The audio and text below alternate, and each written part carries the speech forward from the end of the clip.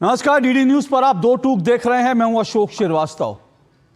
अब से कुछ महीने पहले ही बांग्लादेश में हिंदुओं के नरसंहार के बाद जब उत्तर प्रदेश के मुख्यमंत्री योगी आदित्यनाथ ने हरियाणा के विधानसभा चुनाव में यह नारा दिया था कि बटेंगे तो कटेंगे, उस वक्त किसी ने कल्पना भी नहीं की थी कि यह नारा सिर्फ भारत नहीं बल्कि दुनिया भर के जो हिंदू जनमानस है उसके मन में यह गहरे तक बैठ जाएगा।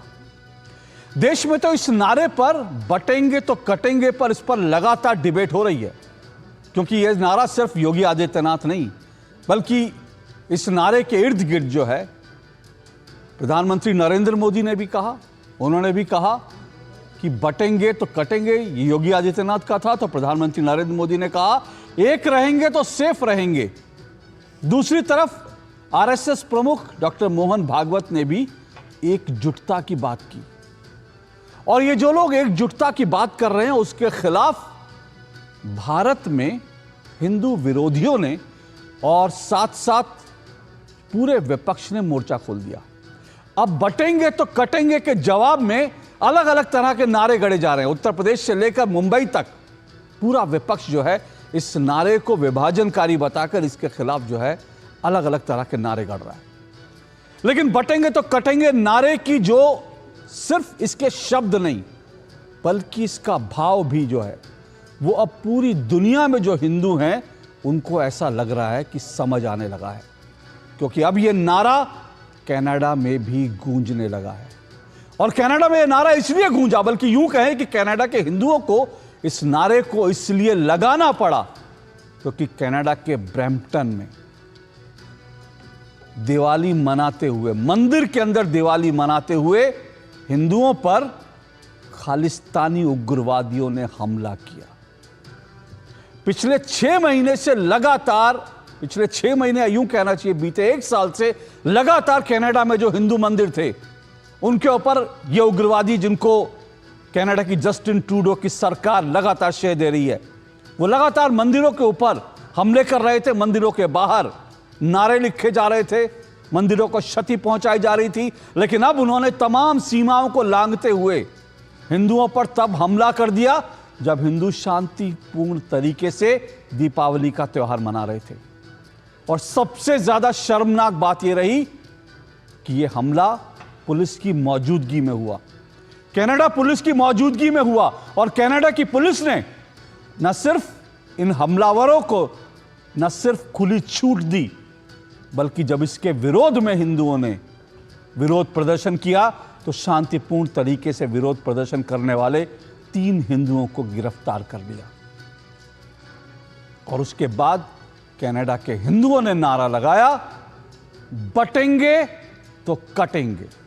और दो टूक में आज हम इसी पर चर्चा करेंगे, आखिर क्यों कनाडा में भी हिंदुओं को नारा लगाने की जरूरत पड़ गई और आखिर क्यों इस नारे के विरोध में भारत का पूरा विपक्ष जो है मोर्चा खोले हुआ है। इन सब पे चर्चा करेंगे, लेकिन उससे पहले आपको यह भी बता दूं, आपको इस वक्त की बड़ी खबर बता दूं कि प्रधानमंत्री नरेंद्र मोदी ने जिस तरह से हिंदुओं पर हमला किया गया कनाडा में, उसको लेकर प्रधानमंत्री नरेंद्र मोदी ने ट्वीट किया है। और प्रधानमंत्री नरेंद्र मोदी ने कहा है कि मैं कनाडा में एक हिंदू मंदिर पर जानबूझकर किए गए हमले की कड़ी निंदा करता हूं।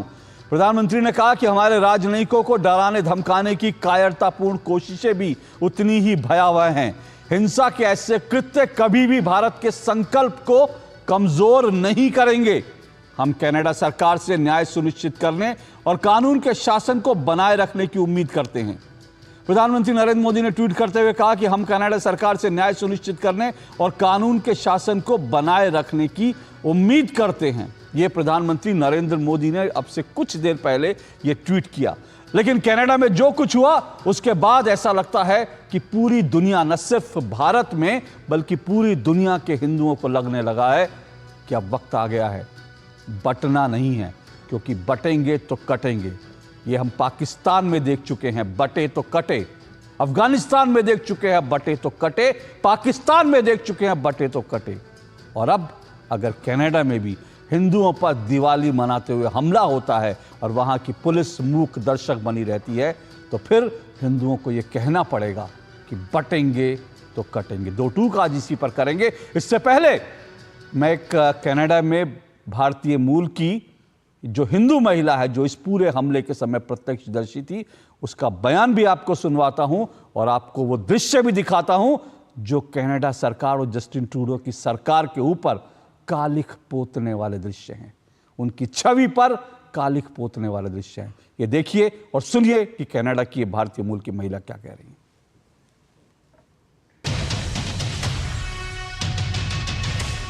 उन्होंने हमारे पे लाठी चार्ज किया, खालिस्तानी लोगों ने। मेरे पास सारी वीडियो है, हमें भागना पड़ा वहाँ से, मुझे भी मारा। आपको चोट लगी? मुझे चोट लगी तो मैं वहाँ से, हम लोग भाग के आ गए थे अंदर मंदिर में, बट पुलिस वाले हमारे साथ ऐसे बिहेव कर रहे थे जैसे हम लोगों ने उन लोगों को मारा है। हमें मारा, बहुत मारा। 2-3 पुलिस वाले थे, उन्होंने हमें लाठी से मारा। पुलिस वालों ने लाठी से हमें मारा। मेरे पास वीडियो है जी। पुलिस वालों ने हमें लाठी से मारा। वो हमें ऐसे ट्रीट कर रहे थे जैसे हम सेकंड क्लास सिटीजन हैं। बहुत गंदे से। It's biased police ever in Canada I have seen in my life. Biased police, बहुत गंदे से हिंदुओं के साथ बिहेव किया तो गया।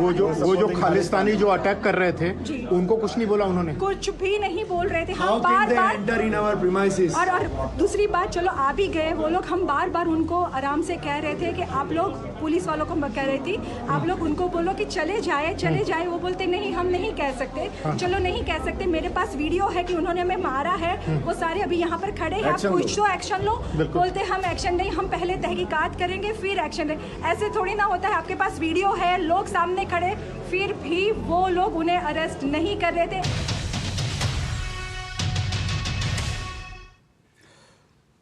तो ये सब कुछ देखने के बाद सब लोग, ये दुनिया में ये लोग सवाल उठाया जा रहा है कि क्या ये कनाडा की सरकार ने कहीं ना कहीं इसको प्रायोजित किया था, या क्या वजह है कि कनाडा की सरकार इन खालिस्तानी उग्रवादियों और पन्नू जैसे आतंकवादियों के खिलाफ एक्शन लेने के लिए तैयार नहीं। क्योंकि ये भी आपको बता दूं, इस पूरे मामले में पन्नू का सबसे बड़ा हाथ है।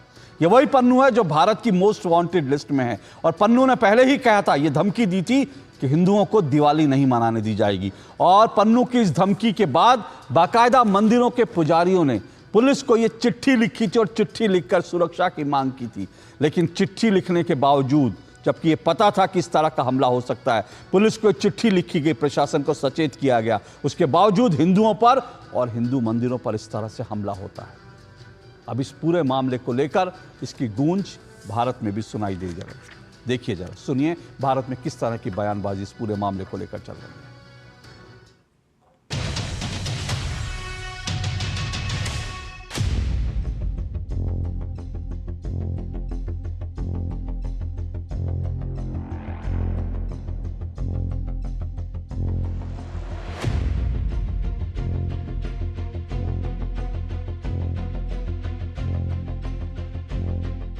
सबको एक होना पड़ेगा। हम किसी का विरोध नहीं करते हैं, लेकिन कोई हमारा विरोध करेगा तो हम किसी का विरोध नहीं करते हैं, लेकिन कोई हमारा विरोध करेगा तो ऐसे अटैक नहीं होने चाहिए। अगर होते हैं तो बंद होने चाहिए और इसको कंडेम करना चाहिए। यही एक रास्ता है साथ साथ चलने का, और समय आ गया है। नए नए नैरेटिव मत घड़िए, खुद को नेगेटिव मत बनाइए। भारतीयों का जो योगदान कनाडा के लिए वो अद्भुत है। कनाडा में जो हुकूमत है वो कनाडा की हुकूमत नहीं है, वो खालिस्तानियों की हुकूमत है। और ये जो खालिस्तानी हैं ये आतंकवादी हैं। ये सिख धर्म, सिख पंथ के मानने वाले नहीं हो सकते। सिख पंथ तो वो पंथ है जिन्होंने सनातन की रक्षा के लिए अपने बलिदान दिए।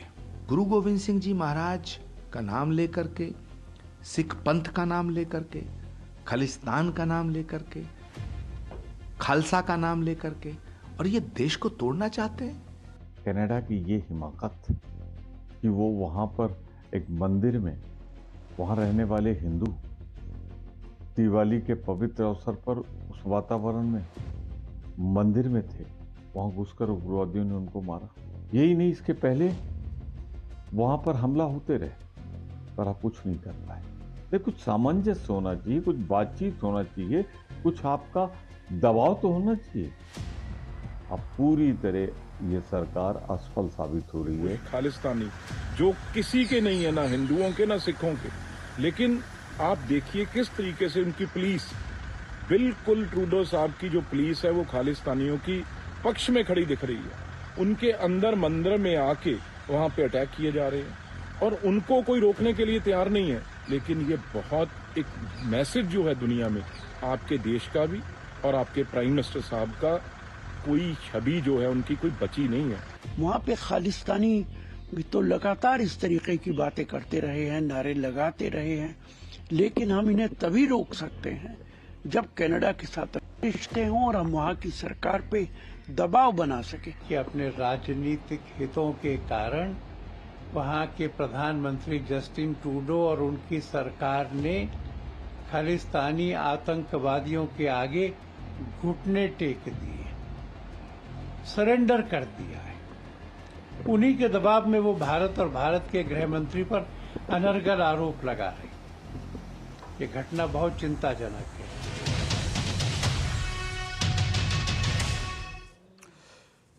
इस सारी माफ कीजिएगा, इस सारी बयानबाजी के बीच सबसे ज्यादा शर्मनाक बयान पटियाला से कांग्रेस के सांसद धर्मवीर गांधी का आया। धर्मवीर गांधी जो कांग्रेस के सांसद है, कभी आम आदमी पार्टी में थे, उन्होंने सीधे सीधे इस पूरी घटना के लिए भारतीय एजेंसियों को जिम्मेदार ठहरा दिया। सुनिए जरा। बाहरले मुल्कां 'ਚ भी रौला पै रहा हैगा। इस गल ਦੇ ਕਾਫੀ ਸੰਭਾਵਨਾਵਾਂ ਨੇ ਔਰ ਕਾਫੀ ਕੁਝ ਥੋੜੇ ਸਬੂਤ ਵੀ ਨੇ ਕਿ ਕਿਵੇਂ ਇੰਡੀਅਨ ਏਜੰਸੀਆਂ ਇਹ ਹਊਆ ਖੜਾ ਕਰਕੇ ਰੱਖਦੀਆਂ ਬਾਹਰ, ਤਾਂ ਕਿ ਭਾਰਤ ਅੰਦਰ ਜਿਹੜਾ ਸਮਾਜ ਆ ਵੰਡਿਆ ਰਵੇ। ਬਾਹਰਲੇ ਮੁਲਕਾਂ 'ਚ ਜਾ ਕੇ ਇਸ ਤਰ੍ਹਾਂ ਜਿਸ ਤਰ੍ਹਾਂ ਦੇ ਇਲਜ਼ਾਮ ਲੱਗ ਰਹੇ ਨੇ ਭਾਰਤ ਸਰਕਾਰ ਤੇ ਕਿ ਆਪਣੀਆਂ ਏਜੰਸੀਆਂ ਦੁਆਰਾ ਬੰਦੇ ਹਾਇਰ ਕਰਕੇ ਉਹਨਾਂ ਨੇ ਮਤਲਬ ਅਮਰੀਕਾ 'ਚ ਵੀ ਇੱਕ ਸਾਜ਼ਿਸ਼ ਰਚੀ ਹੈਗੀ ਹੈ, ਜਿਸ 'ਚ ਅਮਰੀਕਨ ਜਿਹੜੀ ਏਜੰਸੀ ਹੈਗੀ ਹੈ ਉਹਦੇ ਬੰਦੇ ਭਾਰਤ ਸਰਕਾਰ ਨੇ ਗ੍ਰਿਫਤਾਰ ਵੀ ਕੀਤਾ ਇੱਕ ਬੰਦੇ ਨੂੰ। ਔਰ ਇਵੇਂ ਕੈਨੇਡਾ ਸਰਕਾਰ ਨੇ ਸਿੱਧਾ ਕਿਹਾ ਕਿ ਸਾਡੇ ਕੋਲ ਪੁਖਤਾ ਸਬੂਤ ਹੈਗੇ ਆ ਕਿ ਭਾਰਤੀ ਏਜੰਸੀਆਂ ਨੇ ਐਕਟਿਵ ਇਨਵੋਲਵਮੈਂਟ ਨਾਲ ਉੱਥੇ ਇੱਕ ਨਿੱਜਰ ਨਾਂ ਦੇ ਵਿਅਕਤੀ ਨੂੰ, ਜਿਹੜਾ ਖਾਲਸਾ ਦਾ ਸਮਰਥਕ ਦੱਸਿਆ ਜਾਂਦਾ ਹੈਗਾ, ਉਹਨੂੰ ਮਤਲਬ ਉਹਨਾਂ ਨੇ ਕਤਲ ਕਰਵਾਇਆ ਗੁਰਦੁਆਰੇ ਦੀ ਜਿਹੜੀ ਪਾਰਕਿੰਗ ਲੋਟ ਵਿੱਚ। ਸੋ ਇਹ ਜਿਹੜੇ ਗੰਭੀਰ ਇਲਜ਼ਾਮ ਨੇ। तो सुना आपने, जब पूरा भारत एकजुट है इस बात को लेकर कि कनाडा में हिंदुओं पर जो हमला हुआ वो शर्मनाक है और कनाडा की सरकार को इसके खिलाफ एक्शन लेना चाहिए, कार्रवाई करनी चाहिए। ऐसे में कांग्रेस का एक सांसद वो ये कहता है कि भारतीय एजेंसियां इस सब के लिए जिम्मेदार है। इससे ज्यादा शर्मनाक क्या होगा? और इसीलिए शायद योगी आदित्यनाथ और बीजेपी जो कहती है कि बटेंगे तो कटेंगे, इसीलिए आज जो है एकजुट होने की जरूरत है हिंदुओं को। इसी पर आज दो टूक करेंगे। मेरे साथ चार मेहमान आज जुड़ रहे हैं, ये चारों मेहमानों का परिचय करवा दूं। मेरे साथ स्टूडियो में जुड़ चुके आरपी सिंह जी, बीजेपी के राष्ट्रीय प्रवक्ता हैं। मेरे साथ तहसीन पूनावाला जी जुड़ चुके हैं। तहसीन पूनावाला जी राजनीतिक विश्लेषक हैं। मेरे साथ चंचल यादव जुड़ चुके हैं, समाजवादी पार्टी के प्रवक्ता हैं। और मेरे साथ विनोद बंसल जुड़े हैं, विश्व हिंदू परिषद के वो प्रवक्ता है। आप चारों मेहमानों का बहुत बहुत शुक्रिया और स्वागत। तहसीन पूनावाला, धर्मवीर गांधी को आपने सुना, क्या कमेंट है आपका? अशोक जी, अव्वल तो आपको बिलेटेड दिवाली की बहुत बहुत शुभकामनाएं, आपको, आपके परिवार को, सभी दूरदर्शन के व्यूअर्स को। देखिए, किसी भी विपक्ष के नेता के एक स्टेटमेंट के बारे में मैं स्टेटमेंट से इत्तेफाक नहीं रखता हूँ, मैं उसको कंडेम करता हूँ। लेकिन क्या ये स्टेटमेंट मूल प्रॉब्लम है या वर्तमान सरकार की फेल है, हमें ये ओपनली डिस्कस करना पड़ेगा। जैसे आपने आपके ओपनिंग रिमार्क्स में बताया, और उसके पहले मैं अगर बता दूं, पन्नू ने सीबीसी नेटवर्क पर लाइव कहा था कि वो वर्तमान वजीर आजम प्रधानमंत्री के दफ्तर के साथ मिलकर काम करता है। इसके बाद उसने धमकी दी थी हिंदू भाइयों को कि वो दिवाली कनाडा में उन्हें मनाने नहीं देगा। और जो आपने पत्र लिखा कि 30 अक्टूबर को उन्होंने एक चिट्ठी भी लिखी वर्तमान सरकार से कि उन्हें सपोर्ट दे, उनको प्रोटेक्शन दे। इसके बावजूद ये अटैक्स हुआ। खुली धमकी टेलीविजन पे दी गई थी, सपोर्ट मांगा गया था, प्रोटेक्शन मांगा गया था, नहीं किया। दूसरी चीज, सिर्फ लिबरल पार्टी से हमें दिक्कत नहीं, जो वर्तमान सरकार कहेगा, जो कंजर्वेटिव सरकार है, जो शैडो पीएम है, पियर पॉलिगय, उन्होंने भी दिवाली सेलिब्रेशंस वहां के पार्लियामेंट में बॉयकॉट किया। तो हमें पियर से भी प्रॉब्लम है। वर्तमान सरकार और वर्तमान एक्सटर्नल अफेयर्स मिनिस्टर रील्स बनाना अगर बंद करे और एक्चुअली अपना काम करे, पूरे मुल्क में हिंदुओं पे, पूरे जहान हिंदुओं पे अटैक हो रहे हैं, चाहे वो इंग्लैंड हो लास्ट ईयर जिनको मैंने एक्सपोज किया था, चाहे वो बांग्लादेश हो जिसकी लड़ाई आप लड़ रहे हो, चाहे वो कनाडा हो जिसकी लड़ाई मेरे दोस्त कुशल मेहरा लड़ रहे हैं। इन दो पे लगातार अटैक हो रहा है और जयशंकर जी रील बनाने के सिवा कुछ कर नहीं रहे, कोई एक्शन नहीं। इंग्लैंड की अगर मैं आपको उदाहरण दे दूं, अशोक जी आपको याद है 3 दिन तक लगातार एक्शन होने के बाद हमारे एम्बेसडर जागे। बांग्लादेश में आप जानते हो क्या हुआ, और कनाडा में धमकी मिलने के बावजूद, प्रोटेक्शन मांगने के बावजूद हम कुछ नहीं कर रहे। अगर वर्तमान सरकार रील्स बनाना छोड़े और एक्चुअल में काम पर लगे, तब जाके भारतीयों को सुरक्षा मिलेगी। तहसीन जी, सरकार को तहसीन जी, आपकी तरह मैं भी सरकार से सवाल बिल्कुल पूछना चाहिए, बिल्कुल पूछना चाहिए। रील विल तो आजकल सभी बनाते हैं, और ये अलग बात है कि किसी की छोटी होती है। राहुल गांधी की तो 10-10 मिनट की जो है फिल्में बनती हैं, और वो ऐसा लगता है कि मुंबई से हायर किया हुआ कोई प्रोड्यूसर और हो। तो आजकल रील और ये इस सब के चक्कर में तो मैं नहीं आता, क्योंकि आजकल मैं, लेकिन आपने पन्नू का नाम लिया ना, तो आपने बड़ा अच्छा किया, आपने पन्नू का नाम लिया। और आज जब आपने पन्नू का नाम ले ही दिया है, तो आज मैं इस पूरी डिबेट को उस जगह ले जाता हूं जहां मुझे लगता है सबसे बड़ा जो ग्रेव एरिया है। मेरा यह आरोप है कि ये जो पन्नू है और राहुल गांधी हैं, इनकी क्या साठगांठ है। मैं ये सवाल उठा रहा हूं, क्या हिंदुओं को, सिखों को बांटने में, कनाडा में भी हिंदू और सिख एक साथ रहते थे, भारत में भी रहते हैं, अब भी रहते हैं, लेकिन मेरा यह आरोप है क्या हिंदुओं और सिखों को बांटने में पन्नू के साथ साथ राहुल गांधी का क्या जुगलबंदी है। क्योंकि ये देश को याद रखना चाहिए, राहुल गांधी ने अमेरिका में कहा था कि भारत में सिख जो है वो कड़ा नहीं पहन सकते, पगड़ी नहीं पहन सकते, भारत में सिख जो हैं वो गुरुद्वारे नहीं जा सकते। और उसके बाद पन्नू ने, वो जो आतंकवादी है, उसने कहा कि राहुल गांधी की बात से मैं पूरी तरह से सहमत हूं, और राहुल गांधी ने हमारी खालिस्तान की मांग को जायज ठहरा दिया है। और राहुल गांधी जो कह रहे हैं उससे साबित होता है कि हम जो खालिस्तान मांग रहे हैं वो सही है। और आज इस घटना को करीब करीब 2 महीने हो चुके हैं, 2 महीने बाद भी ना तो कांग्रेस ने ना राहुल गांधी ने पन्नू को कहा शट अप, पन्नू को मुंह पे चुप नहीं करवाने की हिम्मत हुई, ना राहुल गांधी में ना कांग्रेस ने। एक बार भी राहुल गांधी ने कहा पन्नू अपने पजामे में रहो, तुम्हारी कोई हैसियत नहीं, तुम खालिस्तान मांगो और मैं तुम्हारी बात का समर्थन नहीं करता हूं। और इसीलिए आज मैं यह आरोप लगा रहा हूं, मैं देश के सामने कह रहा हूं, क्या यह जो पूरा प्लान हुआ है, क्या इसमें राहुल गांधी और पन्नू की कोई जुगलबंदी है? देश के सामने आज सबसे बड़ा सवाल यह है। बोलिए तहसीन जी।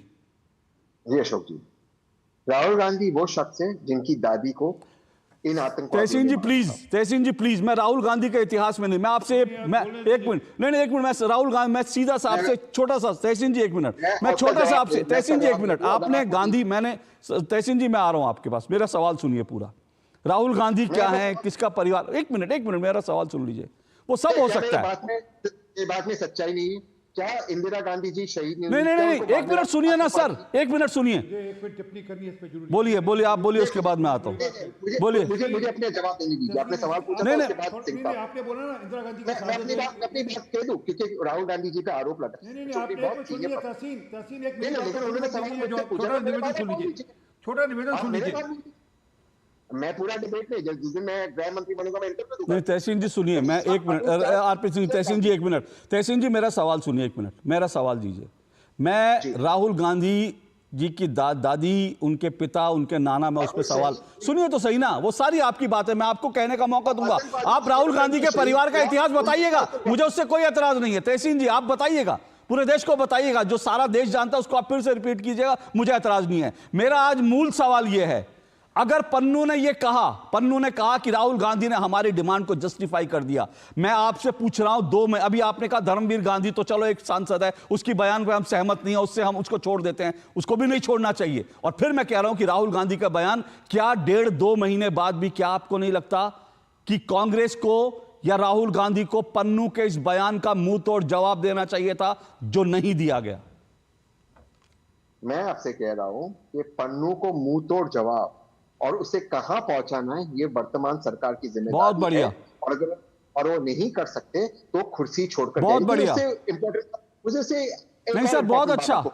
एक सेकंड जी, आपको तहसीन जी मैं आपकी बात से असहमत नहीं होता, तहसीन जी, मैं आपकी बातों से असहमत नहीं होता, क्योंकि मुझे लगता है कि आप जो हैं कांग्रेस की तरफ से आप ऐसे व्यक्ति हैं जो बड़े सेंसिबल बात करते हैं, लेकिन जैसे ही आज राहुल गांधी घिरे आप सरकार पर आ गए। आप राहुल गांधी कांग्रेस की उस गलती को मानने को तैयार नहीं जो पूरा देश देख रहा है, और पूरे देश को लगता है कि राहुल गांधी सरकार को जो कर रहे हैं, सरकार से सवाल पूछिए ना। लेकिन आपके पास जबान तो है, वो जबान भारत सरकार के खिलाफ खुलती है, वो जबान चीन के पक्ष में खुलती है, लेकिन वो जबान पन्नू के खिलाफ नहीं खुलती। राहुल गांधी की कौन सी जबान है ये? अशोक जी, मैं दोबारा से आपसे पूछ रहा हूं, किसी आतंकवादी जैसे पन्नू ने, पायजामा छाप आतंकवादी पन्नू ने कोई स्टेटमेंट दिया, उसको जवाब देना और उस धमकी पर एक्ट करना, क्या राहुल गांधी विपक्ष के नेता का काम है? दूसरी चीज, और ये बहुत जरूरी चीज है, पोजीशन होल्ड करते हैं भैया, उनको बोल लीडर ऑपोजिशन इस्तीफा दे, वो एलओपी से इस्तीफा दे दे। इंटरनेशनल एजेंसी होती है, एक्सटर्नल अफेयर्स मिनिस्टर। अरे तहसीन पुणे वाला, सुनिए आप एक बार, आप गाना गाते उठाकर राहुल गांधी का, ये वो राहुल गांधी है जो विदेश में जाकर कहता है सेकेंडरी सिटीजन है वहां पर, वो बीच बोलता है। तहसीन राहुल गांधी बीच बोलता है। तहसीन और आरपी सिंह को लाइए आमने सामने। मैं सिर्फ 10 सेकंड चाहता हूं। जब 30 अक्टूबर को हमारे हिंदू भाई बहनों को और मंदिरों को धमकी मिली, तहसीन पुणे वाला जवाब दो, राहुल गांधी ने जो बयान दिया था उसका पन्नू ने समर्थन किया था नहीं किया था?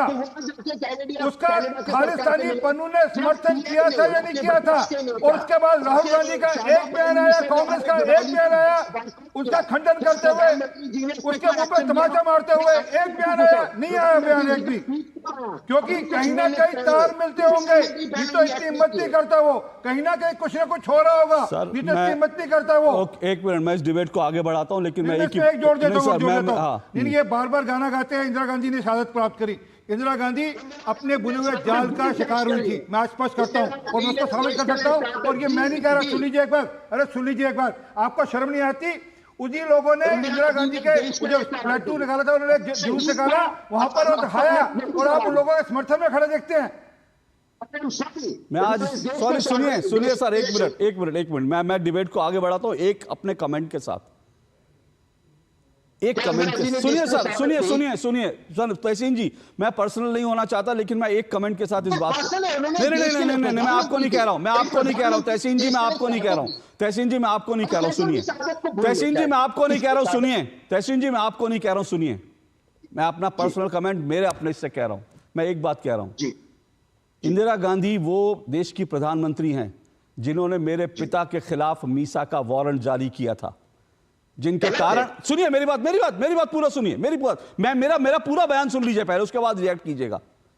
और इंदिरा गांधी के आपातकाल को लेकर के मेरे घर में मैंने जो भुगता वो मैं जानता हूं, मैंने अपनी बड़ी बहन को खोया आपातकाल के कारण जो इंदिरा गांधी ने लगाया था, लेकिन उसके बावजूद जब उन आतंकवादियों ने इंदिरा गांधी का अभी अक्टूबर में जब उन्होंने इंदिरा गांधी की जब उन्होंने वो निकाली झांकी निकाली जिसमें इंदिरा गांधी को गोली मारते, उसके बावजूद मेरा दिल छलनी हुआ कि भारत की प्रधानमंत्री का इस तरह से अपमान कोई कैसे कर सकता है। लेकिन राहुल गांधी ने उसके खिलाफ एक शब्द नहीं बोला, राहुल गांधी ने पन्नू के खिलाफ एक शब्द नहीं बोला। क्यों मैं यही सवाल उठा रहा हूं? क्योंकि राहुल गांधी को आखिर पन्नू से क्या मोहब्बत है, क्या प्यार है। ये ठीक है कि सरकार से सवाल पूछा जाना चाहिए कि आप सरकार की केंद्र सरकार पन्नू को लेकर क्या कर रही है, केंद्र सरकार कनाडा, ये सब सवाल होने चाहिए, लेकिन राहुल गांधी से सवाल होना चाहिए। राहुल गांधी जब हर बात पे बोलते हैं तो पन्नू की बात का जवाब देने में राहुल गांधी की जबान क्यों सिल जाती है? और वो पन्नू नहीं है, सिर्फ राहुल गांधी नहीं है, इंडिया अलायंस के एक और व्यक्ति हैं, अरविंद केजरीवाल, जिसको लेकर पन्नू ने कहा हमने पता नहीं कितने हजार करोड़ रुपए हमने कितने 100 करोड़ रुपए हमने इनको दिया। ये मैं नहीं कह रहा, उनके पन्नू के बयान है। तो ये सबके सब समय क्या कि भरोसा करें, देखिए आपने खंडन किया होता तो भरोसा नहीं होता। तहसीन पुणे वाला, राहुल गांधी ने एक बार कहा था कि ये गलत है, ये गलत है, मेरा इस संग से अर्थ नहीं था, तो राहुल गांधी विदेश जाकर क्यों कहता है कि सिक्कों के साथ अन्याय हो रहा है देश के अंदर? क्यों कहता है राहुल गांधी विदेश जाकर कि सिक्कों के साथ अन्याय हो रहा है देश के अंदर? अच्छा एक मिनट रुकिए, फिर मैं रोक रहा हूं आपको। मैं तहसीन एक बार फिर आपको पीछे ले जाता हूं, क्योंकि आज आप जो बात कर रहे हैं वो मुझे कम से कम, मैं पहली बार ऐसा शायद हो रहा हूं डिबेट में। सुनिए, मैं आपसे एक और सवाल पूछ रहा हूं तहसीन जी नहीं, मैं केजरीवाल पे नहीं जा रहा हूं, मैं आज राहुल गांधी पे नहीं। तहसीन जी मैं आपसे एक और सवाल पूछ रहा हूं, तहसीन जी मैं आपसे एक और सवाल पूछ रहा हूं, क्या राहुल गांधी के बयान से सहमत हैं कि भारत में सिख जो हैं वो पगड़ी नहीं पहन सकते, कड़ा। आपके छोटे बोला तो किससे फर्क नहीं आप सहमत नहीं है ना? बिल्कुल।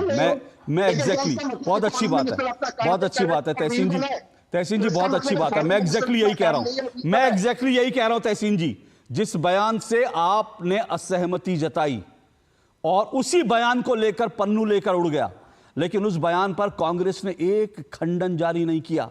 मैं यही बार बार उठाता रहूंगा, क्योंकि मुझे लगता है कि जब तक राहुल गांधी की तरफ से, कांग्रेस की तरफ से पन्नू को मुंह तोड़, सरकार से सवाल पूछिए, बार बार पूछिए कि आप पन्नू को कब ला रहे हैं, कब एक्सट्रेडिट कर रहे हैं, ये सवाल पूछा जाना चाहिए। लेकिन राहुल गांधी देश के विपक्ष के नेता हैं, और राहुल गांधी के एक बयान को अगर कोई विदेश में बैठा आतंकवादी भारत को तोड़ने के लिए आधार बनाता है, तो राहुल गांधी को उसका जवाब देना चाहिए। और अगर राहुल गांधी जवाब नहीं देंगे तो राहुल गांधी से सवाल पूछा जाना चाहिए, बार बार पूछा जाना चाहिए। अब मैं एक मिनट रुकिए, आरपी सिंह जी आ रहा हूं, रुकिए एक मिनट, रुकिए, मैं आगे बढ़ा रहा हूं इस डिबेट को।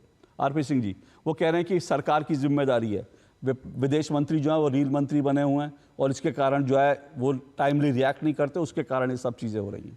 जो हमारे कनाडा का जिस प्रकार के संबंध हैं, और जो हमारी सरकार ने कनाडा पर दबाव बनाने के लिए किया, वो सबके सामने जग जाहिर है। किस प्रकार से हमने अपने डिप्लोमेट्स वहाँ से कॉल ऑफ कर लिए, उनके डिप्लोमेट्स यहाँ से वापस भेज दिए।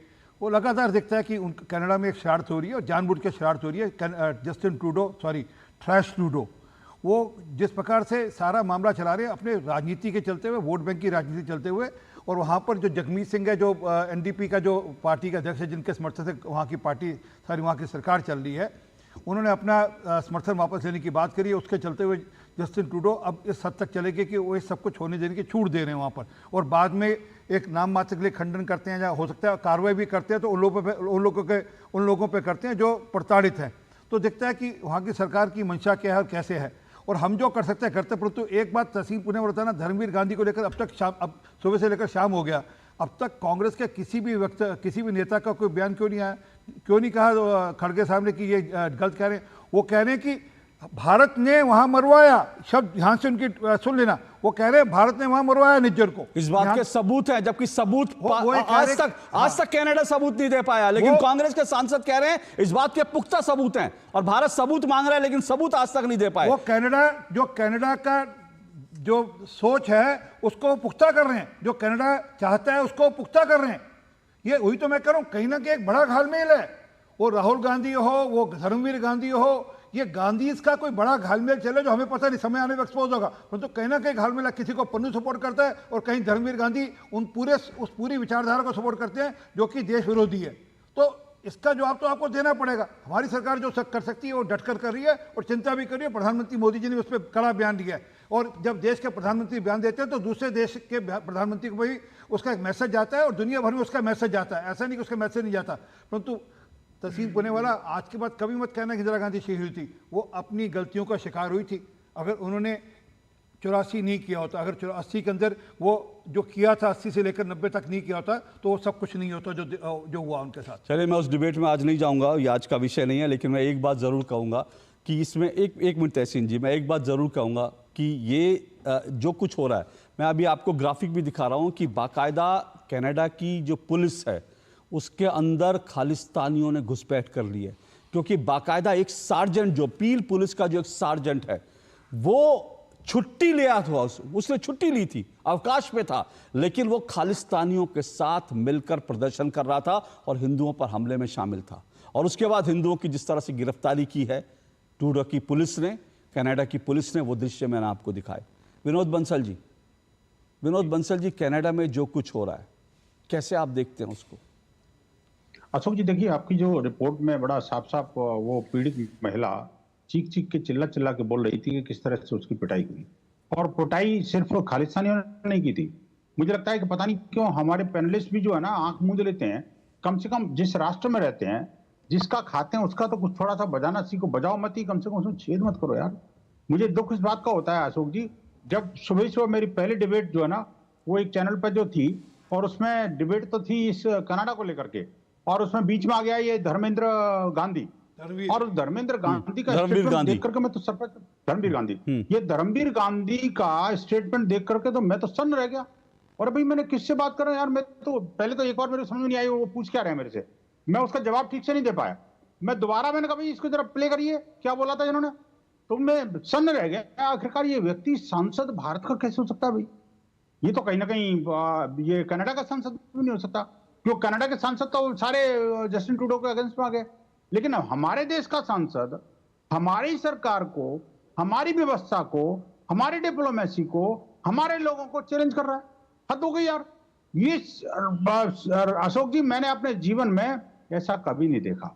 हाँ, ये देखा था राजनीतिक नेतृत्व जो है ना इतना निकृष्ट हो सकता है कि अमेरिका में जाकर के भारत को गाली देना, अमेरिका में जाकर के अलगाववादियों को गोदी में बैठना, वो सब चीज समझ में आती है।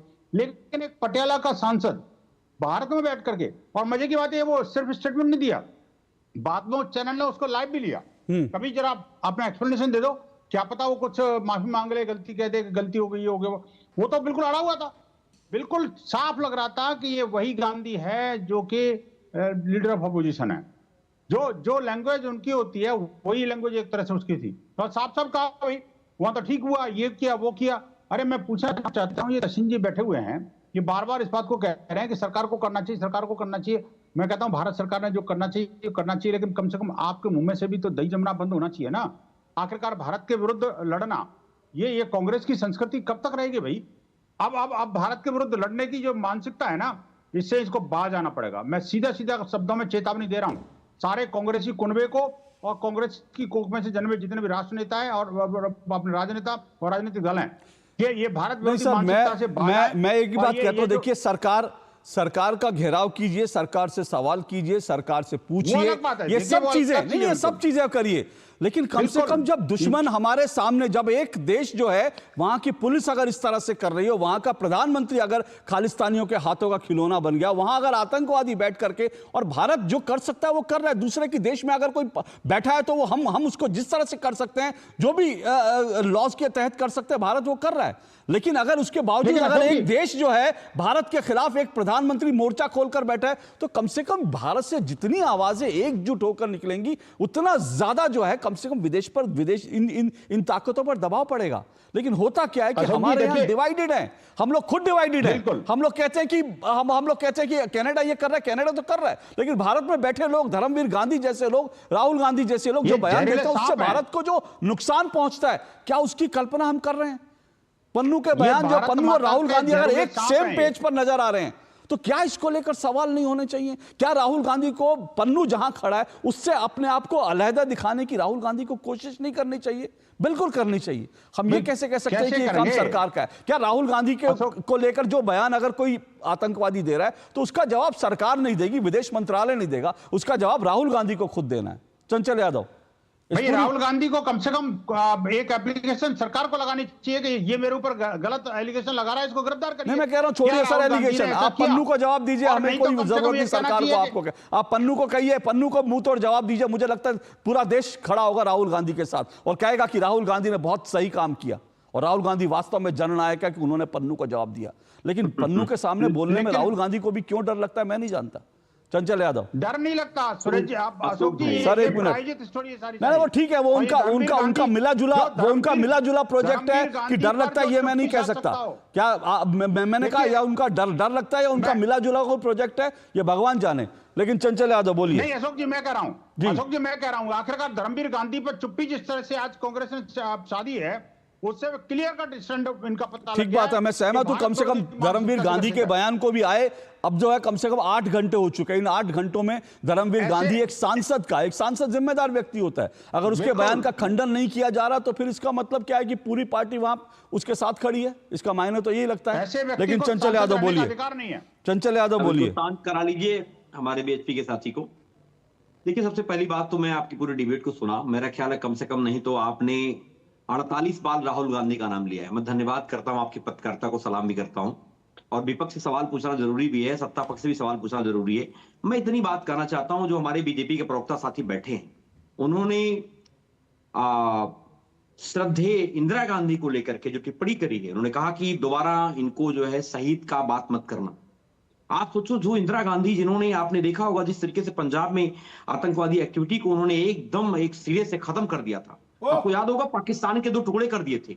लेकिन अब बताओ ये लोग चैनल में बैठ करके और आपको आपत्ति भी नहीं, बात पूरी हो जाए उनकी। आप इतने बहिष्कार होकर के आपने एक बार भी आपत्ति दायर नहीं करी। मुझे इस बात का बड़ा इल्म है जरूर, लेकिन मैं आज पूछना चाहता हूं, आज सरकार का डंका बजने वाला, विश्व में डंका बजने वाला सरकार, अब बताओ क्या विदेश नीति हो गई हमारी?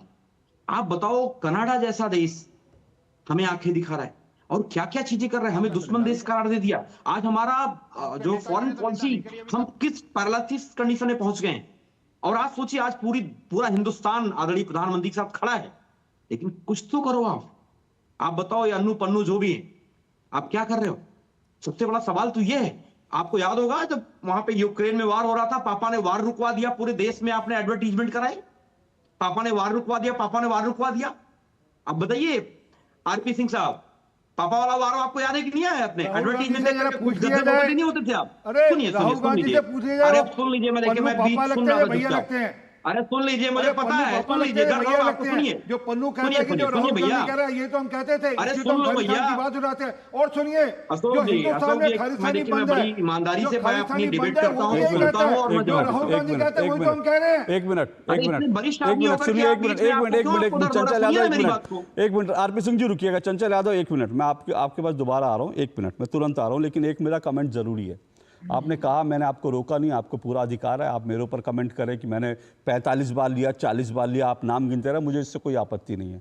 मैं आपसे एक ही सवाल पूछता हूं, और आरपी सिंह जी इसलिए बोले क्योंकि आपने उनके नेता का नाम लेकर सीधे बोला, तो इसलिए जाहिर सी बात है, अगर आप उनके नेता का नाम लेकर मजाक बनाएंगे तो वो कोई भी कमेंट करेगा। लेकिन मैं आपसे ये पूछता हूँ, सीधा सा सवाल पूछे ना, मैं आपसे पूछ रहा हूँ ना सवाल, मैं पूछ रहा हूँ सीधा, पन्नू के बयान पर अखिलेश यादव ने कब बयान दिया? मुझे एक बार बताइए। दुर्भाग्यपूर्ण है अशोक जी। अच्छा, दुर्भाग्यपूर्ण है, मतलब आप लोग सिर्फ नेतागिरी करने के लिए हैं? आप लोग सिर्फ नेतागिरी करने के लिए हैं या केवल सुनाने के लिए बैठे हैं? नहीं, तो मैं आपसे पूछ रहा हूँ ना, अखिलेश यादव ने कब पन्नू के खिलाफ कोई बयान दिया? मुझे एक बयान दिखाइए, बताइए। सुनिए, मुझे पता है एजेंडा में चला, सुनिए। अब देखिए, आपने आदरणीय अखिलेश यादव जी के बारे में जिक्र किया, आपको याद होगा, सुनिए, ये जवाब जब हम लोगों ने प्रधानमंत्री जी को, भाई ये कनाडा में हमला, रुकिए विनोद जी, रुकिए, वो अपने आप को एक्सपोज कर रहे हैं, उनको मौका दीजिए खुद को एक्सपोज करने का। मुझे पता है चंचल यादव एक्सपोज कर रहे हैं, एक्सपोज करने दीजिए। बोलिए चंचल यादव, अखिलेश यादव ने कब पन्नू के खिलाफ बयान दिया? बोलिए, पूरी बात आने दीजिए, पूरी बात बोलिए। पूरा देश आदरणीय प्रधानमंत्री, आदरणीय विदेश मंत्री के पीछे खड़ा है। बयान अखिलेश यादव जी क्यों देंगे? पीछे ही खड़े रहेंगे? आप बताओ क्यों बयान नहीं दे रहे? पीछे खड़े रहकर कुर्सी खींचते रहेंगे? ईमानदारी से आप पीछे खड़े रहकर कुर्सी खींचते रहेंगे और कहेंगे कि पूरा देश साथ खड़ा है? मैंने आपसे सीधा सवाल पूछा, सीधा सवाल का सीधा जवाब दीजिए। पन्नू के खिलाफ बोलने में डर लगता है क्या अखिलेश यादव को? पन्नू के खिलाफ बोलने में डर लगता है क्या अखिलेश यादव को? अरे चंचल यादव, मेरा जैसा एक छोटा सा पत्रकार टीवी पे बैठ के पन्नू के खिलाफ बयान दे सकता है? आपका नेता तो वाई कैटेगरी सुरक्षा में घूम रहा है, आपका नेता तो पता नहीं कितने सुरक्षा में घूम रहा है। आप लोगों को पन्नू से डर क्यों लगता है भाई? आप लोगों को पन्नू से डर क्यों लगता है? मैं आपसे पूछ रहा हूँ, चंचल यादव डर क्यों लगता है पन्नू से? बताइए, चंचल यादव पन्नू से क्यों डरते हैं आप लोग? चंचल यादव पन्नू से क्यों डरते हो? चंचल यादव पन्नू से क्यों डरते हो? चंचल यादव पन्नू से क्यों डरता है? अरे बताओ, चंचल यादव पन्नू से क्यों डरते हो? बताइए, बताइए चंचल यादव। नहीं, जवाब नहीं है, जवाब नहीं है, जवाब नहीं है। तहसील पूना वाला, ओके, जवाब आ जाए तो मैं आऊंगा। मेरा सीधा सवाल है, अखिलेश यादव को और आपको पन्नू से डर क्यों लगता है? पन्नू से डर क्यों लगता है? एक सोचो, केंद्र में बैठा मंत्री, आप कहता है हिंदुओं जाग जाओ। अरे आप अब बताओ, संविधान की शपथ लेकर के व्यक्ति, मैंने आपसे सवाल पूछा चंचल यादव, मैं इसमें भी आपसे पूछ लूंगा। मैंने पूछा आपको पन्नू से डर क्यों लगता है? बोल रहे हो पन्नू के खिलाफ बोलने में डर क्यों लगता है अखिलेश यादव? अरे बोल रहा हूँ, आतंकवादी है। अरे आपके बोलने से मैं अखिलेश यादव की बात करी भाई, बोल दिया, मैंने अखिलेश यादव की बात करी। अखिलेश यादव ने कब बयान दिया पन्नू के खिलाफ? मुझे एक दिखाइए। मैंने क्या बोला? एक दिखाइए, प्रधानमंत्री, एक बयान दिखाइए। सारे बयान प्रधानमंत्री देंगे, विदेश मंत्री देंगे, सब कुछ करेंगे। और वैसे जो है आप लोग कहेंगे विपक्ष भी सरकार में जिम्मे, और अभी तो आप लोगों ने दावा किया था कि देश सरकार, ये विपक्ष सरकार चला रहा है। अभी तो कांग्रेस सहित आप लोगों का दावा था कि ये देश तो विपक्ष चला रहा है। और अब जो है पन्नू के खिलाफ विपक्ष वो नहीं बोलेगा। वैसे आप कहेंगे कि सरकार हम चला रहे हैं, प्रधानमंत्री नरेंद्र मोदी का हमने उनका आत्मस्वाभिमान तोड़ दिया, सरकार हम चला रहे हैं, लेकिन पन्नू के खिलाफ बोलने में डर जाते हैं आप लोग। कैसी सरकार आप लोग चला रहे हैं? पन्नू के खिलाफ डरते हैं, डरपोक कहीं के। तहसीन पूनावाला मेरा फिर देखिए वही है, मैं ये कह रहा हूं कि ये पूरा जो डिबेट है, देखिए बीजेपी अपने राजनीतिक फायदे के लिए नारे लगा रही होगी, चलो कि कटेंगे बटेंगे तो कटेंगे, लेकिन आज कनाडा के हिंदुओं को भी ये नारा लगाना पड़ा ना, खतरा तो है ना। और अगर आज कनाडा के हिंदू नारा लगा रहे हैं तो इसलिए नहीं है कि आप लोग कह देते हैं बड़े आसानी से हिंदू 100 करोड़ हिंदू किससे डरता है ये वो। अरे हिंदू 100 करोड़ कितना हो, पाकिस्तान में हिंदुओं की क्या दुर्दशा हुई दुनिया ने देखा, दुनिया ने आवाज नहीं उठाई, यूएनएचआरसी नहीं बोला। उसके बाद अफगानिस्तान में कैसे सिखों को अपना गुरु ग्रंथ साहब को सर पे लेके निकलना पड़ा, उसके बाद बांग्लादेश में क्या कुछ हुआ और पूरा दुनिया ने देखा। तो अगर आज हिंदुओं को लगता है कि भाई हम अगर इसी तरह से बटे रहेंगे तो हमारी ताकत कमजोर होगी। और तहसीन जी एक बात और मैं आपको बता दूं, छोटी सी बात, यह पूरे जानकारी के तौर पर पूरे देश को, जो जितना मैंने रिसर्च किया, कनाडा के अंदर सिखों की संख्या 2% है और इन 2% में शायद आधे होंगे जो पन्नू और आतंकवाद खालिस्तानी एजेंडे को समर्थन, लेकिन उनकी पॉलिटिकल पार्टी है और वो एकजुट होकर वोट करते हैं। हिंदू 3% हैं, लेकिन हिंदू बटा हुआ है, इसलिए हिंदुओं की आवाज नहीं सुनी जाती। अगर हिंदुओं को लगता है कि एकजुट होंगे तो इस पर क्यों किसी को एतराज होना चाहिए? 3 या 4 चीज अशोक जी मैं आपसे कहना चाहता हूँ। सबसे पहली बात कि कनाडा के अंदर ना हिंदू न सिख, हिंदू वर्सेस सिख इशू है ही नहीं। पहली बात तो कोई खालिस्तान नाम का कोई जगह नहीं है, बिल्कुल सही फैंटेसी है।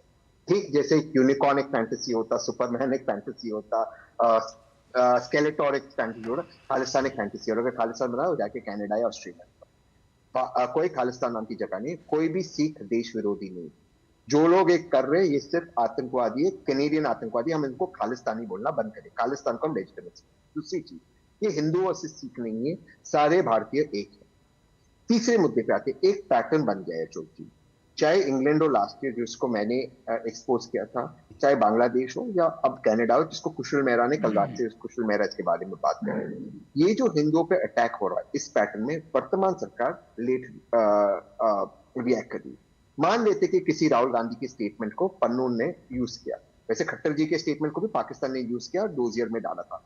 बात वो नहीं है किसी का स्टेटमेंट, बात है सरकार क्या कर रही है। जैसे इंग्लैंड के अंदर जब क्रिकेट मैच के बाद अटैक्स हुआ हिंदुओं के ऊपर, उनके मंदिरों के ऊपर, पुलिस ने गलत रिपोर्ट ट्वीट दिया कि ये एक्चुअली हिंदुओं ने अटैक किया।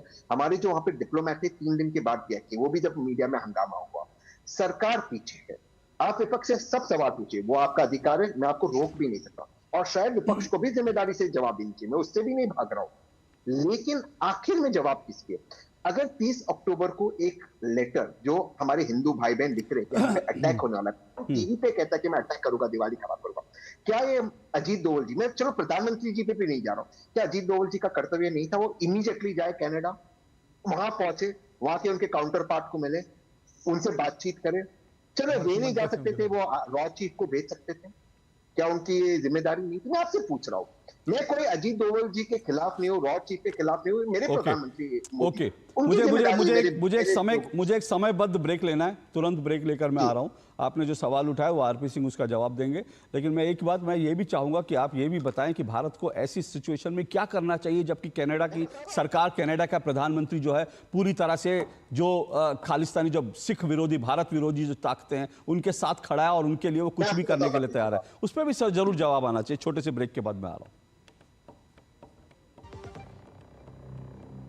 दादू दादू, ये प्रीमियम क्या होता है? बेटा प्रीमियम मतलब समझ लो पेट्रोल। जब तक कार में पेट्रोल है तब तक कार चलेगी, पेट्रोल खत्म कार स्टॉप। पर पापा इस बार पेट्रोल खत्म होने पर भी कार चलती रहेगी। वो कैसे? LIC के जीवन लाभ में प्रीमियम पेमेंट हो जाए स्टॉप, पर पॉलिसी के फायदे चलते रहते हैं। मतलब अब लाइफ की गाड़ी चलेगी नॉन स्टॉप। LIC हर पल आपके साथ। अरे क्या हो गया, पूरा का पूरा गांव यहाँ आ गया। भैया इसी हाथ से चारा खिलाते हो, तभी तो आपके गाय भैंसों की ब्याज सबसे ज्यादा है। पगले ये चमत्कार इस हाथ का नहीं, हाथ में जो कपिला पशु आहार है उसका है, जो पशुओं की सेहत अच्छी रखता है और ब्याज भी बढ़ाता है। कपिला देश का नंबर 1 पशु आहार।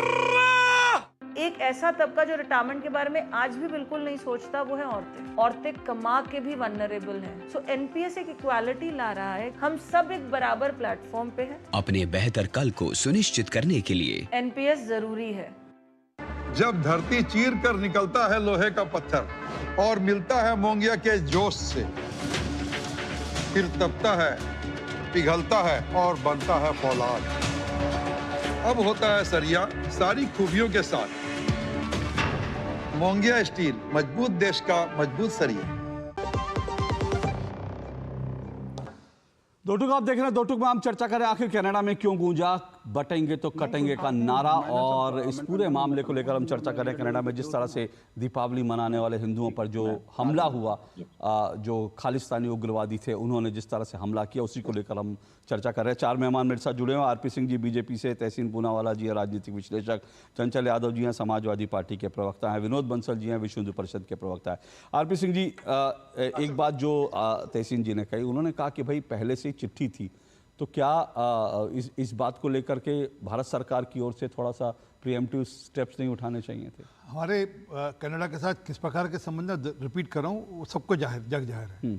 कनाडा किस हद तक जा चुका है वो सबको जानकारी में है। दोनों देशों से डिप्लोमेट्स वापस बुला लिए गए हैं, हमने वापस भेज दिए, हमने अपने वापस बुला लिए और हमने उनके यहाँ के डिप्लोमेट्स यहाँ से वापस भेज दिए हैं। तो दिखता है कि कैसे संबंध है। परंतु उसके बावजूद मैं एक बात पूछता हूँ, राहुल गांधी ने पन्नू से बात क्यों नहीं कर ली? पन्नू तो उनका साथी दिखता है। जी, आप कैसे कहते हैं? नहीं, साथी दिखता है। मैंने नहीं कहा साथी है, साथी दिखता है। तो मैं मेरे पास आधार नहीं, आधार तो सिर्फ ये कि कोई जो राहुल गांधी बोलते हैं वो अमृतपाल भी बोलता है। अमृतपाल कहता है India is union of state because the leader here से द सो। वो राहुल गांधी भी कहता है India is union of state, इसलिए वो कहता है अगर यूनियन ऑफ स्टेट है तो हमारे लिए खालिस्तान अलग होना चाहिए। ये अमृतपाल का बयान है। जो राहुल गांधी बोलते हैं वो पन्नू बोलता है। असल में क्या है कि इनको राजनीति करनी है, इनको देश के साथ नहीं चलना। ये देश विरोधी जितने हैं उनके साथ ये सरकार पे प्रश्न उठाएंगे, उन पे प्रश्न उठाएंगे जो लोग देश का विरोध करें। जिम्मेदारी भी तो तय करना विपक्ष का काम है ना। बिल्कुल है ना, बिल्कुल है। सरकार अपनी जिम्मेदारी से कहीं पीछे हटती तब प्रश्न उठाए ना। सरकार ने जो इतने कड़े कदम उठाने थे कनाडा के मामले में, उतने कड़े कदम उठाए सरकार ने। और लगातार आज भी मतलब देश के प्रधानमंत्री बोल रहे हैं, जबकि इनके नेता बोल रहे हैं नहीं नहीं नहीं ये तो हमारी एजेंसीज करा रही हैं, ये तो इनके नेता आरोप लगा रहे हैं। जो जस्टिन ट्रूडो नहीं कह पाया, इनके नेता कह रहे हैं यहाँ पर धर्मवीर गांधी। परंतु प्रधानमंत्री ने बड़ी स्पष्टता से कहा कि उसकी हम निंदा करते हैं। अब डिप्लोमेसी में जिस हद तक जा सकते हैं उस हद तक जा रहे हैं।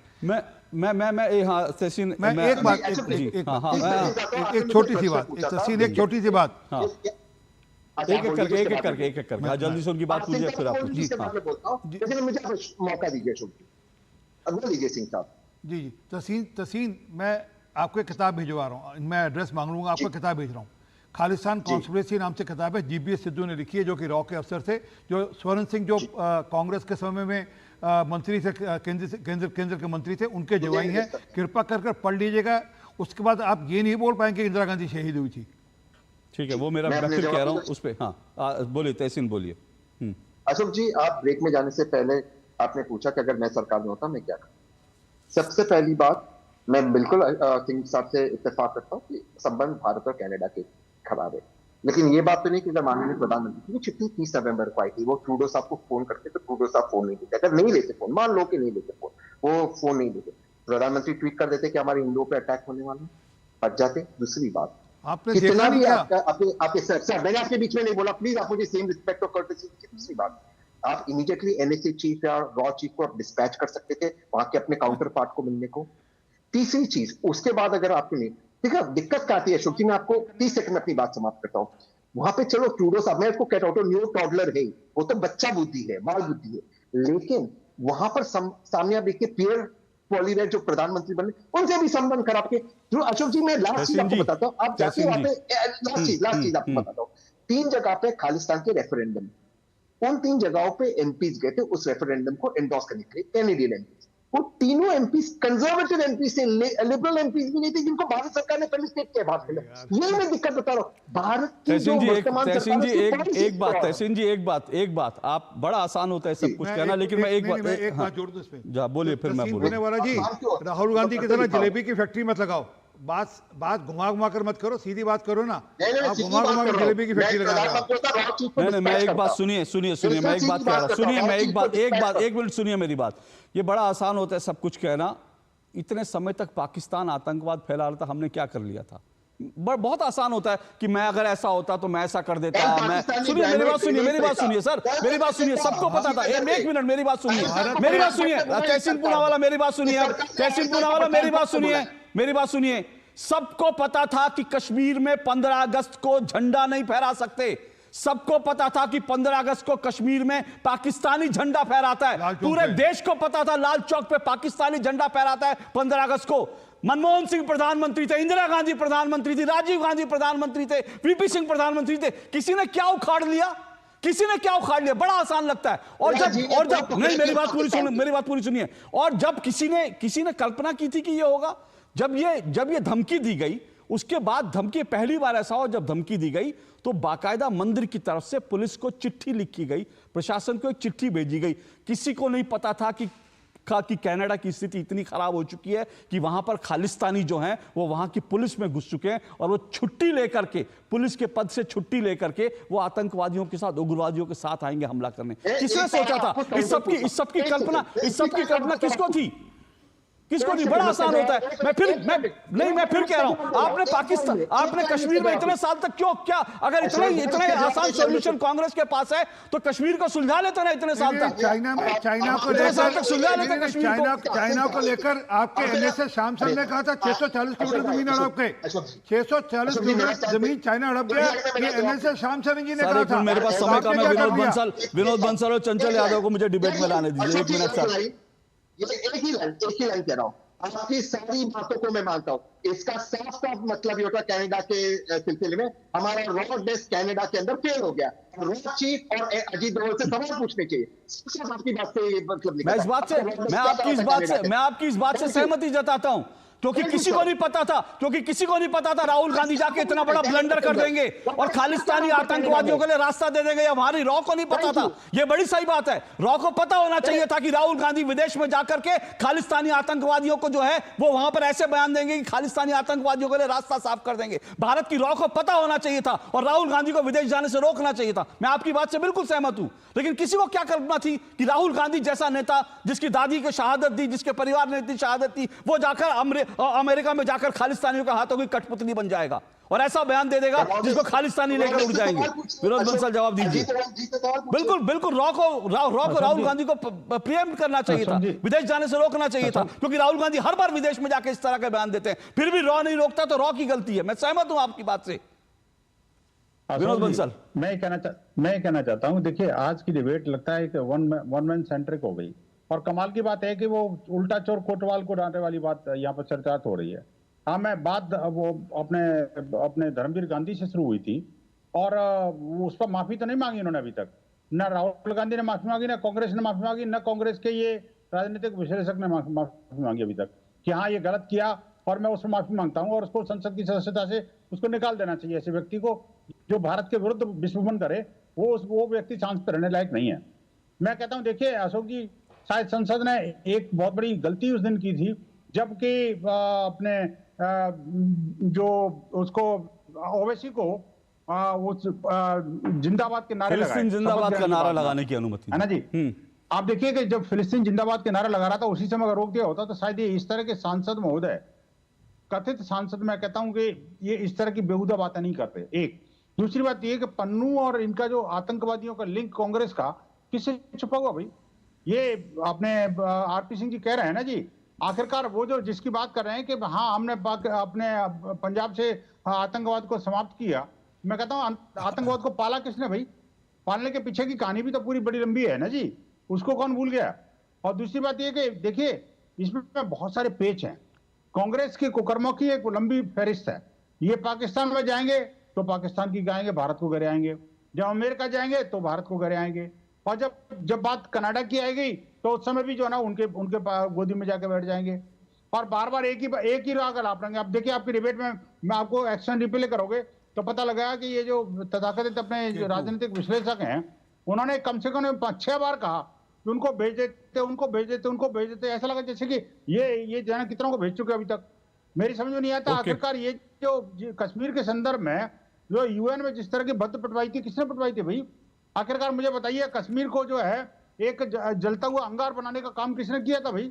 आप मुझे बताइए कि हमारी सेना जो लाहौर तक पहुंच गई थी, उसके हलक में से जाकर के पाकिस्तान को पूरे को खींच के ले आई थी, तो उस समय उसको विड्रॉ करने का काम किसने किया था? 1971 में हमने 90,000 सैनिकों को पाला, अरेस्ट कर लिया था और उनको 1 साल तक पाला पोसा बड़ा किया और उसको तालियों पर उसको दे दिया। नहीं सर, मैं एग्जैक्टली मैं यही कह रहा हूँ कि जिनको बड़ा आसान लग रहा है कि कनाडा से टैकल करना बड़ा आसान है, वो कश्मीर को क्यों नहीं सुलझा पाए इतने सालों तक? कश्मीर पे आपने ठीक कहा, यूएन में किस तरह से बार बार भद पिटती थी और सबको पता होता, फिर कह रहा हूं सबको पता होता 15 अगस्त को वहां क्या होगा, उसके बावजूद तिरंगा नहीं फहरा पाते थे। और आज कहते हैं कि हम अगर सरकार में होते तो हम यह कर देते वो कर देते। चंचल यादव, आपको लगता है, चंचल जी क्या आपको लगता है कि जो नारा कनाडा में लगा हिंदुओं के बीच, आपका क्या रिएक्शन है? अगर आज हिंदू वहां पर ये नारा लगाने के लिए मजबूर हुए तो वहां तो कोई पॉलिटिकल पार्टी नहीं गई थी ना, लेकिन वहां हिंदुओं को एकजुट होने की जरूरत लगी, इसलिए उन्होंने नारा लगाया।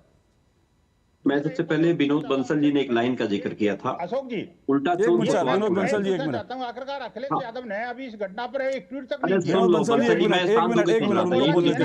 समय कम है, एक मिनट रुकिए, उनको अरे सुन लीजिए बंसल जी, सुन लीजिए। इन्होंने अशोक भाई इन्होंने एक बात का जिक्र किया था, उल्टा चोर कोतवाल को डांटे। सच में हंसी आ रही मुझे कि जो सवाल सत्ता से होने चाहिए, जो सवाल सत्ता में बैठे मठाधीशों से होने चाहिए, जो सत्ता में बैठे हुए लोग शासन कर रहे हैं, उनके फेलियर पे हम विपक्ष सवाल पूछ रहे हैं कि बताओ आदरणीय राहुल गांधी जी क्या कर रहे हैं, बताओ आदरणीय अखिलेश यादव जी क्या कर रहे हैं, बताओ बहन कुमारी मायावती जी क्या कर रही हैं। अरे शर्मनाक बात है, अगर आपसे संभल नहीं रहा तो छोड़ दो ना। विपक्ष में बैठाने की कोशिश करी थी। सुनिए मेरी बात सुनिए। अब दूसरी बात आता हूँ, आपको याद होगा, मेरे सवाल का भी जवाब दे दीजिए चंचल यादव जी। आप सुनिए, आपको याद होगा अशोक भाई, आप जिस तरीके की डिबेट चला रहे हो, मैं इतनी बात करना चाहता हूं, नफरती गैंग जो बीजेपी का है, आज पूरे हिंदुस्तान में नफरत फैलाने वाले कौन लोग हैं? जो हिंदुत्व की बात करते हैं, जो हिंदू राष्ट्र की बात करते हैं। गिरिराज सिंह क्या कहते हैं? कहते हैं हिंदुओं जाग जाओ, जाग जाओ। अब बताओ, मैंने आपसे एक सवाल पूछा, उस सवाल का जवाब आपने नहीं दे करके बाकी सारा ज्ञान दे दिया, मेरे सवाल का भी जवाब दे दीजिए ना। नहीं चलने वाली है चंचल यादव जी, संविधान से चंचल यादव जी सुनिए, आपसे एक सवाल मैंने पूछा था। अरे सुनिए ना चंचल यादव जी, गिरिराज जी को गरिया लीजिएगा, किसी और दिन मेरा सवाल ले लीजिए। चंचल यादव जी सवाल का जवाब देंगे कि लिखी हुई स्क्रिप्ट लेकर आए वही पढ़ेंगे? चंचल यादव जी, लिखी हुई स्क्रिप्ट ही पढ़नी है, सामने टीपी लगा रखा होगा आपने, वही लिखा आपको वही पढ़ना है, जो सवाल है उससे कोई मतलब नहीं ना। टीपी पे ही पढ़ेंगे क्या सर? टीपी पे ही पढ़ेंगे कि सवाल का जवाब भी देंगे? अब तो सुन दो भैया, पहले सवाल तो सुन लीजिए। मैंने सवाल आपसे क्या पूछा? मैंने कहा हिंदू अगर वहां पे नारा लगाने के लिए मजबूर हुए कि बटेंगे तो कटेंगे, हाँ। कनाडा में मैं जवाब दे रहा हूं, सुनिए ना। हाँ बोलिए ना, धैर्य रखिए भैया। बोलिए, धैर्य मतलब कितना धैर्य रखो? पहले से शुरुआत किया था, इतने देर आपने पूरा भाषण दे दिया लिखा हुआ। बोलिए। मैं बता रहा हूं कि वहां केवल हिंदू नहीं है, पहली बात तो आप कंफर्म कर लीजिए। वहां पे हिंदू भी हैं, मुस्लिम भी हैं, सिख भी हैं, हमारे सब लोग हैं, ऐसा नहीं है। लेकिन आप जो वहां पे नारा, ये जो नैरेटिव सेट करना चाह रहे हो कि बटेंगे तो कटेंगे, विदेश में नारा लग रहा है, हमारे नारा मैंने नहीं लगाया ना, मैंने फिट किया, ये वहां के लोगों ने लगाया। लेकिन आप देखो इसी हिंदुस्तान में आपको याद होगा द्वारिका में चर्च के ऊपर झंडा लगा रहे हैं भगवा का, कौन लगा रहा है? ये बीजेपी के हमारे विश्व हिंदू परिषद वाले लगा रहे हैं। आपको याद होगा बहराइच में क्या कांड हुआ? बीजेपी के लोगों ने दंगा कराया, इन्हीं के पार्टी का विधायक बाकायदा तैयारी करके आइएगा अगली बार।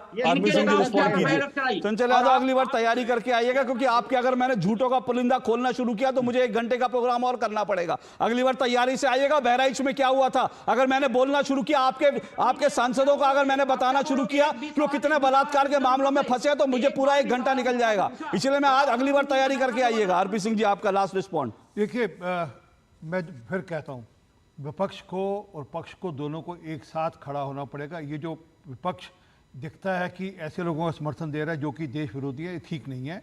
वो बेशक पन्नू का मामला हो, बेशक वो जब 370-35 से हटा था तो राहुल गांधी ने जो बयान दिया था उसको इमरान खान ने जाकर कोट किया था यूएन के अंदर, एग्जैक्ट वही बयान कोट किया था कि राहुल गांधी कह रहे हैं कि कश्मीर में कत्लो गैरत हो रही। हालांकि एक खून का तबका नहीं था, इनका कत्लो गैरत हो गई है।